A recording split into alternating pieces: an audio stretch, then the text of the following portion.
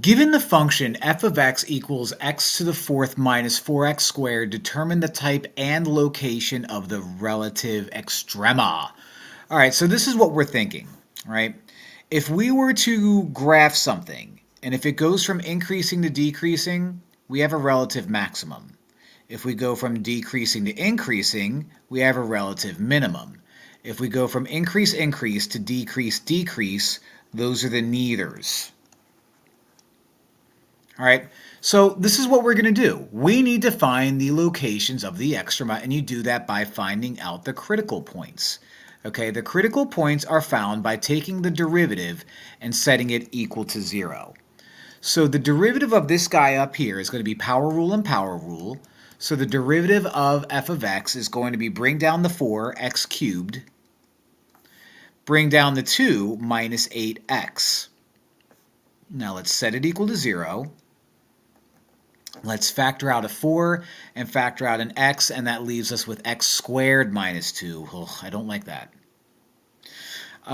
So using the zero product property, I know that if I were to set 4x equal to 0 and divide by 4, I get x equals 0 is a critical point. If I take x squared minus 2 and set it equal to 0, add 2 to both sides, and then square root both sides, not forgetting the plus or the minus. So my other critical points are going to be positive or negative root 2 along with 0. So let's make a sign table for f prime of x. All right, my magic numbers are negative root 2, 0, and positive root 2. Now, in order where to find something is increasing or decreasing, I choose a number within these intervals. So like -1 fits in there, and 1 fits in here, and I can fit 100 here, and I can fit -100 here, although I'll probably regret those numbers, but that's okay. And then plug them in to the derivative, and if the derivative is positive, then it's increasing. If the derivative is negative, then it's decreasing. So let me take this formula right here. Okay, those negative hundreds I'm definitely going to regret, but you'll see what happens. It's actually not going to be bad at all.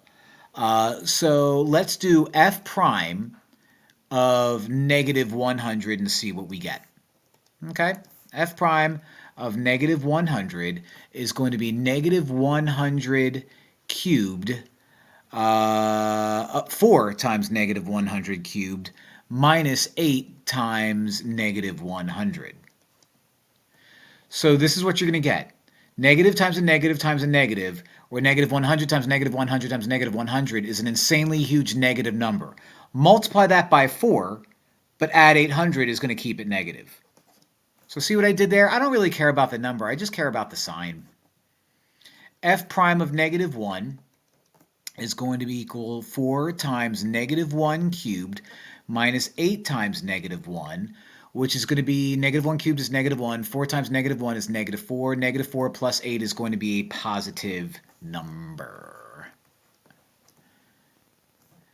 4 prime of regular 1 is going to be 4 times 1 cubed minus 8 times 1.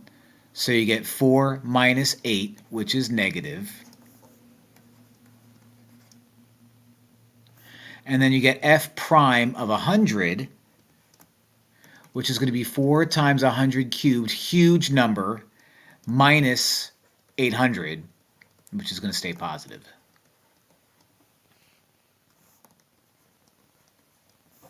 So this is what we're looking at. Negative, positive, negative, positive. -2 is a relative minimum because it goes from negative to positive. 0 is a maximum because it goes from positive to negative. And square root of 2 is going to be a minimum again.